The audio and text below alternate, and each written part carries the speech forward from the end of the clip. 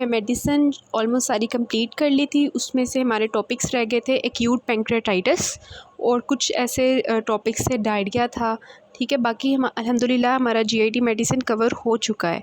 अब हम साथ ही जो है ना पीड्स का जो है जीआईटी उसको कवर कर लेते हैं, क्योंकि पीड्स में जो जीआईटी है वो थोड़ी सी है। ठीक है, और ऑलमोस्ट वही है जो हमने मेडिसिन में पढ़ा है, वही हमारी पीड्स में है।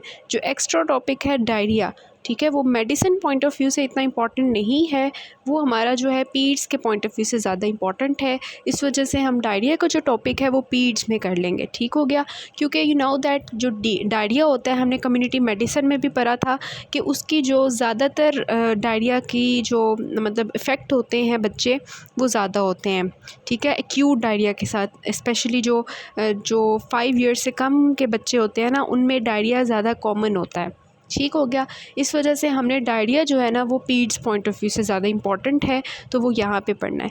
ठीक है, तो सबसे पहले हम एक्यूट डायरिया स्टार्ट करते हैं। यहाँ पे आपको एक केस नज़र आ रहा है जो इन्होंने बताया है कि अ 1 ईयर ओल्ड चाइल्ड, ठीक है, 1 ईयर ओल्ड चाइल्ड मतलब छोटा सा बच्चा है 1 ईयर का, presents with a green watery stools. ठीक है, वाटरी स्टूल्स आ रहे हैं और साथ में क्या है, वॉमिटिंग आ रही है और क्या है वो एक दिन से इरिटेबल हुआ है बहुत ज़्यादा। ठीक है, बहुत ऐसे तंग कर रहा है, रो रहा है। ठीक है, वॉमिटिंग करता जा रहा है, वाटरी स्टूल्स करता जा रहा है, तो अब वो थोड़ा सा डिहाइड्रेटेड भी हो गया होगा। तो फिज़िकल एग्जामिनेशन जब हमने की तो हमें ये भी पता चला कि बच्चे को बुखार भी है, फ़ीवर हुआ हुआ है और उसके जो म्यूकस मेम्ब्रेन्स हैं वो ड्राई हुई हुई हैं और उसके जो आइज़ हैं वो संकन हुई हुई हैं।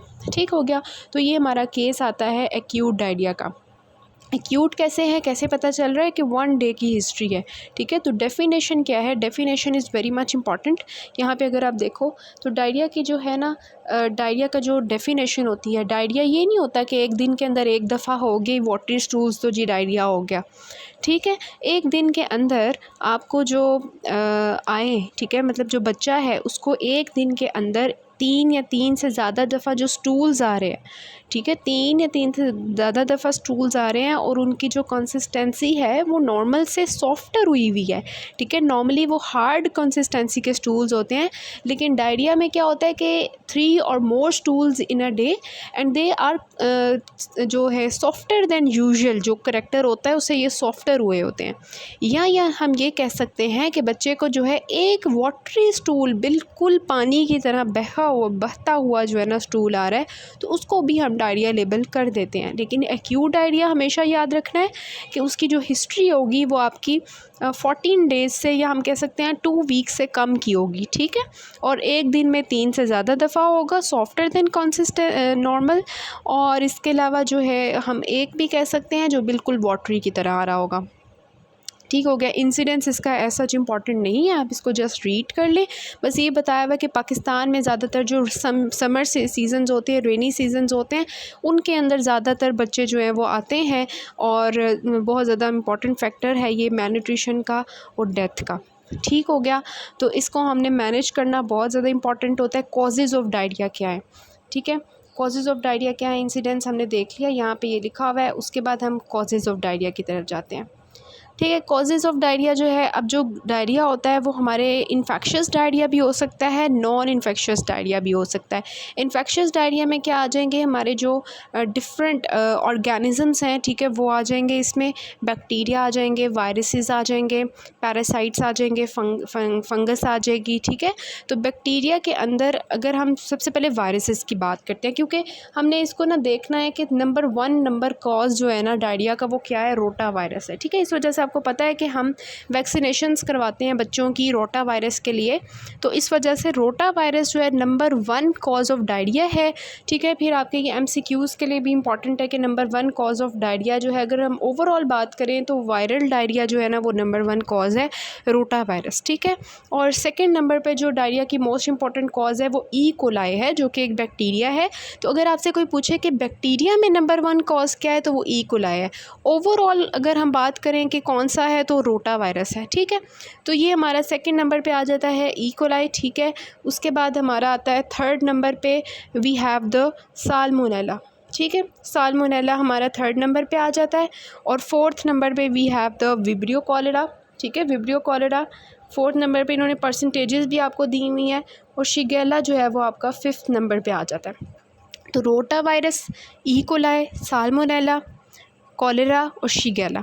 ठीक है, तो ये सारे जो है ना हमारे आ जाते हैं जो इन्फेक्शियस कॉजेज़ ऑफ डायरिया हैं। बाकी जो बैक्टीरिया है, स्टेफ है, कैम्पाइलोबैक्टर यर्सीनिया, वो भी कॉज करते हैं, एडिनो वायरस भी कॉज करता है, लेकिन ये ज़्यादा इम्पॉर्टेंट हैं। ठीक है, फिर आ जाते हैं हमारे कि पैरासाइट्स में कौन सा डायरिया होता है। आपको पता भी है कि जो अमीबा होता है और जार्डिया होते हैं, ये दोनों कॉज करते हैं। क्रिप्टोस्पोरेडियम जो होता है ये मोस्टली एड्स के बच्चों में होता है। ठीक है, एड्स के जो लोग होते हैं उनके अंदर होता है। और फंगस की अगर हम बात करें तो कैंडिडा है। ठीक है, और फिर हम बात करते हैं जो फंगस है ना, उसमें मतलब आपकी आ जाएगी कि या तो बच्चा जो है वो मेलिग्नेंसी का होगा या स्टेरॉइड्स टेकिंग होगी, जिसकी वजह से ये इम्यूनो कॉम्प्रोमाइज स्टेट्स में ये कॉज होता है। ठीक है, ये छोटी छोटी बातें होती हैं जो हमें ऑलरेडी पता होती हैं। फिर आते हैं हमारी non infectious causes of diarrhoea. तो उसमें हमारी 3 तरह के आ जाते हैं कि ड्रग्स हो सकती हैं, लाइक कोई एंटीबायोटिक्स यूज़ कर लिए जिसकी वजह से हमारा नॉर्मल फ्लोरा डिस्टर्ब हो गया है। ठीक है, या डाइटरी फैक्टर्स हो सकते हैं। डाइटरी फैक्टर्स में क्या हो सकता है कि बच्चा बहुत ज़्यादा खा रहा है, ओवर ईटिंग कर रहा है। ठीक है, स्टारवेशन की वजह से भी डायरिया हो सकता है। ठीक हो गया, एक होता है जो खाना खाने की वजह से डायरिया होता है, एक होता है खाना ना खाने की वजह से डायरिया होता है। तो दोनों तरह से डायरिया हो सकता है। फिर फूड पॉइजनिंग की वजह से, जैसे स्टाफ ऑडियंस अभी हमने देखा, फूड एलर्जी की वजह से डायरिया हो सकता है। किसी को किसी चीज़ से एलर्जी होती है, लाइक मिल्क से किसी को एलर्जी होती है, ग्लूटेन से। ठीक है, सीलिएक डिजीज़, वो क्रोनिक के स्टेट्स आ जाती हैं आपकी। और फिर आपके पैरेंटरल इन्फेक्शंस में ये होता है कि इन्फेक्शन उसको किसी और जगह का होगा और फिर जीआईटी गैस्ट्रोएंटराइटिस हो जाएगा, तो उस केस में भी होगा। अब यहाँ पे जो पैरेंटरल इन्फेक्शंस होते हैं, फॉर एग्जांपल बहुत कॉमन है बच्चों में कान का जो इन्फेक्शन होता है, ओटाइटिस मीडिया बहुत कॉमन है। बच्चों को निमोनिया हो जाता है, रेस्पिरेटरी इन्फेक्शंस। फिर बहुत कॉमन है कि बच्चों को यूटीआईज़ हो जाते हैं। ठीक है, यूरिनरी कंप्लेंट्स हो सकती हैं। तो इस वजह से जब आप डायरिया की हिस्ट्री ले रहे होते हो तो बच्चे की माँ से पूछना होता है कि कान का कोई हुआ हो मसला इसको, या इसको यूरिन कैसा आता है, मतलब डिसयूरिया, बच्चा रोता तो नहीं है यूरिन करते हुए। ठीक है, और नमूनिया के, लंग्स के, कफ वगैरह का, ये सारी कंप्लेंट्स, सिस्टमिक कंप्लेंट्स आपने पूछनी होती हैं। ठीक हो गया, तो ये आपकी हो गई डायरिया की कॉजेज़। ठीक है, ये एपिडेमियोलॉजी एज सच नहीं इंपॉर्टेंट होती, इसको जस्ट आप जो है वो रीड कर सकते हैं। ठीक है, पैथोजेनेसिस भी जो है वो यही होता है पैथोजेनेसिस में कि डायरिया में आपको पता भी है कि वाटर एक्सेसिव लॉस हो जाता है, स्टूल्स में एक्सेसिव इलेक्ट्रोलाइट्स जो हैं उनका लॉस हो जाता है। ठीक है, फिर आगे इन्होंने सबके वो कॉजेज़ बताए हुए हैं कि ई कोलाई किस तरह से कॉज करता है। ठीक है, इसको जस्ट आपने पढ़ लेना है। ठीक है, ई कोलाई का आपको पता भी होगा, ट्रेवलर्स डायरिया का मोस्ट कॉमन कॉज है। ठीक है, और फिर ये हमारा जो है आगे साल्मोनेला शिगेला का कैसे कॉज करते हैं, रोटा वायरस कैसे कॉज करता है। ठीक है, ये एज सच जो है वो रिलेटेड मतलब इम्पॉर्टेंट नहीं है। फिर जो इम्पॉर्टेंट चीज़ आती है वो मतलब अगर आप इसको रीड करना चाहें तो आप रीड कर सकते हैं, अदरवाइज़ ये पैथोलॉजी पॉइंट ऑफ व्यू से ज़्यादा इंपॉर्टेंट चीज़ें होती हैं। फिर आती है हिस्ट्री जो है ये आपकी मदर आ जाती है, तो उससे आपने जो है ना हिस्ट्री लेनी होती है। हिस्ट्री में क्या क्या आप पूछोगे, सबसे पहले तो वही के नेम वगैरह, बायोडाटा लेने के बाद प्रेजेंटिंग कंप्लेंट्स, मदर कंप्लेन करती है किसकी, लूज़ मोशंस की। आप अपने वार्ड्स में जाओ ना, पीड्स वार्ड में, तो हर एक बच्चा तकरीबन यही मसला लेके आता है मदर के, लूज़ मोशंस हो गए, वॉमिटिंग और फीवर की हिस्ट्री। ठीक है, ये प्रेजेंटिंग कंप्लेंट्स होती हैं। फिर आपने पूछना होता है कि जो लूज़ स्टूल्स हैं उनके बारे में थोड़ा सा, कि कब से है, ठीक है, ड्यूरेशन क्या है, तो वो बताएगी कि 3 दिन से ज़्यादा हो रहा है और 1 दिन में इतना हो रहा है। ठीक है, फ्रीक्वेंसी पूछोगे, ग्रेड आगे हम देखते हैं कि डायरिया का ग्रेड क्या होता है। ठीक है, उसके बाद आप पूछोगे कि ब्लड इन स्टूल तो नहीं आ रहा, ये बहुत इंपॉर्टेंट पॉइंट है, ब्लड इन स्टूल। ठीक है, एक ड्यूरेशन बहुत इंपॉर्टेंट है और दूसरा ब्लड इन स्टूल बहुत इंपॉर्टेंट है। उससे आपको पता चल जाता है कि जो है ना वो शिगेला कॉज है। ठीक है, म्यूकस इन स्टूल, और उसके बाद कलर ऑफ स्टूल पूछना है, तो वो ज़्यादातर ये बताते हैं पिच की तरफ, जो चावलों की पिच होती है ना उस तरह का पानी आता है, राइस वाटरी स्टूल्स। ठीक है, ये आपने पूछ लिया। फिर वॉमिटिंग का आपने पूछा कि उसकी ड्यूरेशन क्या है, फ्रीक्वेंसी क्या है, फूड के साथ क्या रिलेशन है कि खाना खाने से वॉमिटिंग एग्रीवेट होती है, नेचर क्या है, क्वान्टिटी क्या है, कलर क्या है, ब्लड तो नहीं आ रहा वॉमिटिंग में। ठीक है, ये सब कुछ आ जाता है। फिर फ़ीवर की हिस्ट्री ले रहे हो तो फ़ीवर पूछना होता है कि लो ग्रेड है या हाई ग्रेड फ़ीवर है। फिर एसोसिएटेड, ठीक है, जैसे मैंने आपको बताया यूरिनरी कंप्लेंट्स इन यूटीआई। ठीक है, यहाँ पूछोगे रेस्पिरेटरी ट्रैक्ट इन्फेक्शन में कफ होगी।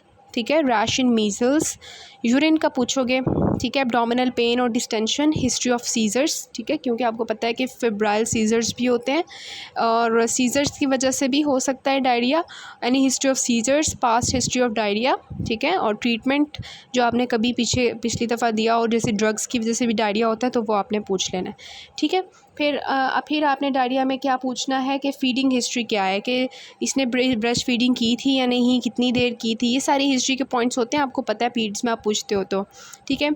और टाइप ऑफ फीडिंग क्या थी, वीनिंग कब इसने स्टार्ट की, ये सब कुछ, ठीक है। वीनिंग जो है वो कब स्टार्ट की, कौन सी चीज़ें वीनिंग में यूज़ की, दही खाया, ठीक है, योगर्ट, ठीक है, योगर्ट हो गया, बनानास हो गए, राइस हो गए, बॉइल्ड राइस, ठीक है, इस तरह की चीज़ें। डेवलपमेंटल हिस्ट्री कैसी है बच्चे की, वैक्सीनेशन हिस्ट्री कैसी है, जिसमें रोटा वायरस की वैक्सीनेशन बहुत इंपॉर्टेंट है, ठीक है, अगर वो ना करवाई होती ऑब्वियसली डायरिया होगा।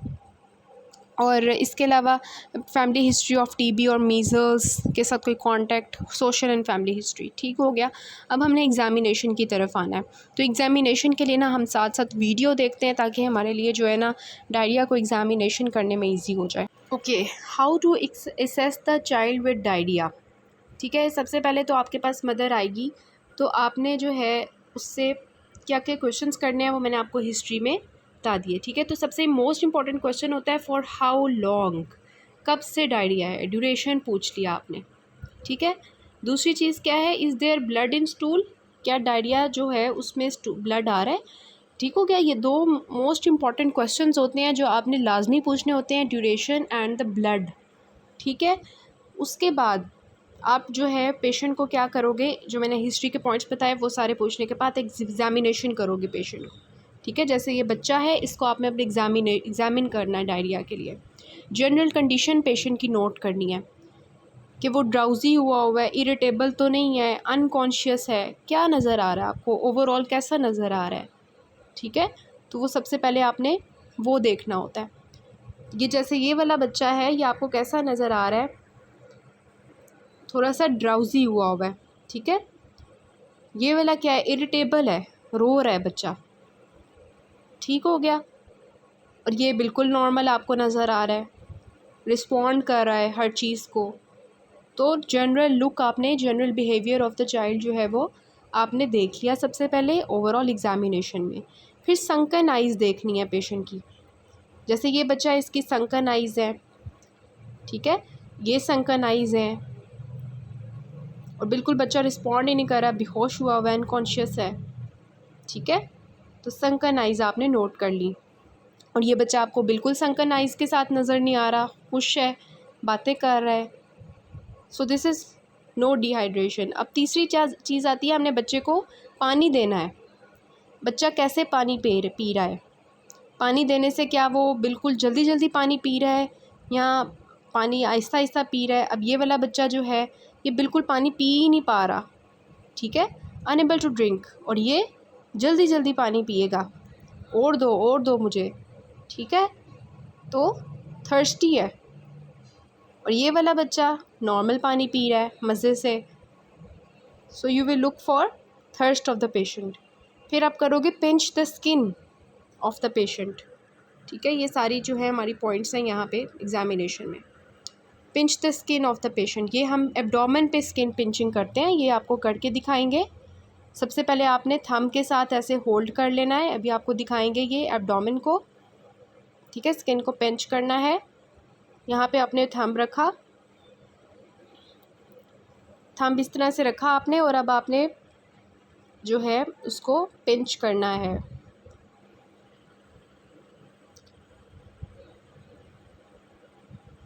ठीक है। इस तरह से करके पिंच किया, थोड़ी देर के लिए रखा और फिर आपने इसको छोड़ दिया, ठीक है। और देखा कि वो वापस स्किन कितनी देर के बाद गई है, थोड़ा थोड़ा करके आपने दोबारा देखा कि वापस स्किन इलास्टिक कितनी है, तो ये नॉर्मल अपनी जगह वापस जा रही है, कोई डिले नहीं हो रहा, ठीक है। सो ये स्किन पिंच टेस्ट है, इसको देखें, वापस जा ही नहीं रहा, 2 सेकंड से भी ज़्यादा टाइम लगा रहा है वापस जाने में। और पेशेंट की देखें कैसे हार्ट बीट तेज़ हुई हुई थी, यहाँ पे भी हार्ट बीट तेज़ हुई हुई है, और देखें स्किन पिंचिंग में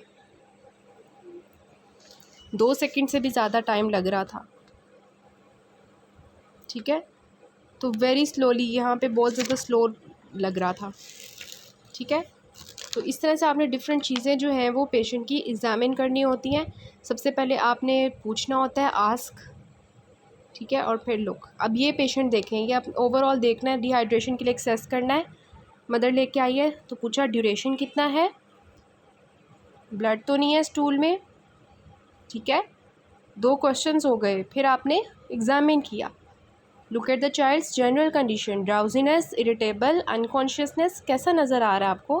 फिर संकन आइज़ आपने देखी बच्चे की, पानी पिला के देखा उसको, ठीक है। और pinch the skin of the abdomen, देखें कितनी 2 सेकंड के बाद जा रहा है, ठीक है। और इस तरह से आपने एक्सेस किया। अब ये वाला जो बच्चा था, इसके अंदर कौन कौन से साइंस प्रेजेंट थे, हम इसको जो है वो देख लेते हैं। कौन कौन से साइंस प्रेजेंट थे। ये वाला जो रिसेंट हमने बच्चा देखा था, रेस्टलेस था, इरिटेबल था, उसके संकन आइज़ थी, और वो थर्स्टी लग रहा था आपको। स्किन पिंच जो है वो स्लोली पीछे बैक, स्लोली गो बैक जा रही थी। तो वो बच्चा कौन सा था, सम डिहाइड्रेशन वाला, ठीक है। और जो सीवियर डिहाइड्रेशन में होगा उसमें जो पॉइंट्स अलग होते हैं सम डिहाइड्रेशन से, वो कौन से होते हैं कि बच्चा जो है वो लेथार्जिक या अनकॉन्शियस होता है। यहाँ पे क्या था, वो इरिटेबल था, यहाँ पे वो अनकॉन्शियस है, ठीक है। यहाँ पे वो बच्चा थर्स्टी है और ईगरली जो है वो ड्रिंक कर रहा है, लेकिन सीवियर डिहाइड्रेशन में वो पी नहीं पाएगा पानी। जैसे वो एक बच्चा मैंने आपको दिखाया था, उसके मुंह में ही बैठ गया था पानी, वो पी नहीं पा रहा था, ठीक है। और skin goes back slowly in the some dehydration, और सीवियर डिहाइड्रेशन में skin goes back very slowly. तो ये हम बुक से भी अभी टेबल देखते हैं। तो ये सारी एग्जामिनेशन पॉइंट्स हैं, general behaviour, pulse, temperature, respiratory rate, blood pressure, ठीक है। म्यूकस मेम्ब्रेन्स जो है पेशेंट की कैसी हैं, नॉर्मल है, ड्राई है, स्किन टर्गर कैसा है जो भी हमने पिंच किया, आइज़ को हमने देख लिया, इंटीरियर फॉन्टेनेले देखा, इंटीरियर फॉन्टेनेले डिहाइड्रेशन में डिप्रेस हो जाता है, ठीक है। और उसके बाद एब्डोमेन को हमने देख लिया, और CNS बाकी सारी एग्जामिनेशन हमने कर ली, रेस्पिरेटरी की, CNS की, ठीक है। उसके बाद पैथोफिजियोलॉजी में उन्होंने यही बताया हुआ है कि loss of electrolytes and water हो जाता है। लॉस ऑफ वाटर की वजह से क्या क्या होता है, कौन कौन से साइंस आते हैं। एक हमारी स्किन इफेक्ट होती है, दूसरी हमारी म्यूकस मेम्ब्रेन्स इफेक्ट होती हैं, तीसरी हमारी किडनी इफेक्ट होती है, चौथी हमारी पल्स है, और आइज़ हैं, ठीक है। तो स्किन को क्या है, skin loss of skin turgor plus जो स्किन होती है वो कोल्ड हो जाती है। पल्स क्या होती है, वीक हो जाती है। वो हमने बच्चा देखा था ना, हार्ट रेट कितना ज़्यादा हुआ था, टैकीकार्डिया हो सकता है लॉस ऑफ वाटर की वजह से, संकन आइज़ हो सकती हैं, सारी हमने देख ली, संकन फॉन्टेनेले हो सकता है, ठीक है। और इसके अलावा ड्राई म्यूकस मेम्ब्रेन्स हैं, कोल्ड स्किन है, और ये सब कुछ। तो ये सारी जो हैं वो आती हैं। फिर हमने करनी है क्लासिफिकेशन ऑफ डिहाइड्रेशन। इसमें 2 क्लासिफिकेशंस आती हैं। एक हमारी ओल्ड क्लासिफिकेशन है जिसमें हम डायरिया को क्लासिफाई करते हैं माइल्ड, मॉडरेट और सीवियर, ठीक है। माइल्ड में जो वेट लॉस होता है बच्चे का वो लेस दैन 5% होता है, मॉडरेट में जो है 5 to 10% वेट लॉस हो जाता है, और सीवियर में जो है मोर देन 10% होता है। ये ओल्ड क्लासिफिकेशन थी। अब जो नई क्लासिफिकेशन है उसमें हम डिहाइड्रेशन को क्लासिफाई करते हैं बायोकेमिकली, आइसोटोनिक, हाइपोटोनिक, हाइपरटोनिक, ठीक है। आइसोटोनिक में क्या होता है कि सोडियम लेवल जो है वो 130 to 150 होता है, हाइपोटोनिक में 130 से कम होता है, और हाइपरटोनिक में 150 से ज़्यादा होता है। तो 130 एंड 150 जो है वो हमारी अपर एंड लोअर लिमिट्स होती हैं। तो आइसोटोनिक, हाइपोटोनिक, हाइपरटोनिक, ठीक है। तो ये हमारी हो गई क्लासिफिकेशन ऑफ डिहाइड्रेशन। इंपॉर्टेंट चीज़ें हैं वो मैं आपको करवा रही हूँ। टेबल 10.2 है, 10.3 है आपका ग्रेडिंग ऑफ स्टूल्स, ठीक है। ये भी बहुत इंपॉर्टेंट है। ग्रेड 1 में जो स्टूल्स होते हैं वो नॉर्मली जो होते हैं ना, मतलब हार्ड से उस तरह के जो नॉर्मली फॉर्म्ड स्टूल्स होते हैं। ग्रेड 2 में वो थोड़े से सॉफ्ट हो जाते हैं। ग्रेड 3 में वो लिक्विड की तरह हो जाते हैं, और जो शेप ऑफ कंटेनर होता है उसको ले लेते हैं। जैसे फॉर एग्जांपल जिस भी कंटेनर में डालेंगे स्टूल उसकी शेप ले लेगा, ठीक है। और जो ग्रेड 4 होगा उसमें वो जो है फ्लेक्स होंगे उसके अंदर, ठीक है। और जो है वो आपको ओपेक नज़र आएगा, ठीक हो गया। और जो ग्रेड 5 है उसमें फ्लेक्स कम हो जाएंगे, लेकिन ट्रांसलूसेंस जो होगी मतलब कि वो ज़्यादा हो जाएगी, ऐसे लगेगा बिल्कुल पानी आ रहा है। तो जैसे जैसे हम आगे जाते जा रहे हैं वो पानी की तरह होता जा रहा है, ठीक है। तो ये ग्रेड 5 है हमारे पास, normally formed soft stools, liquid stools taking the shape of container, then the flakes, ठीक है। जिसमें वो ओपेक नज़र आएगा, फुटकरियाँ होंगी, ठीक है, इस तरह फुटकरियाँ पूछेंगे आप। और ग्रेड 5 में वो बिल्कुल पानी की तरह होगा, फ्यू फ्लेक्स होंगे और ट्रांसलूसेंसी जो होगी वो ज़्यादा होगी, ठीक है। फिर आपकी जो है वो आती है नेक्स्ट से हम करेंगे इसका नेक्स्ट पार्ट।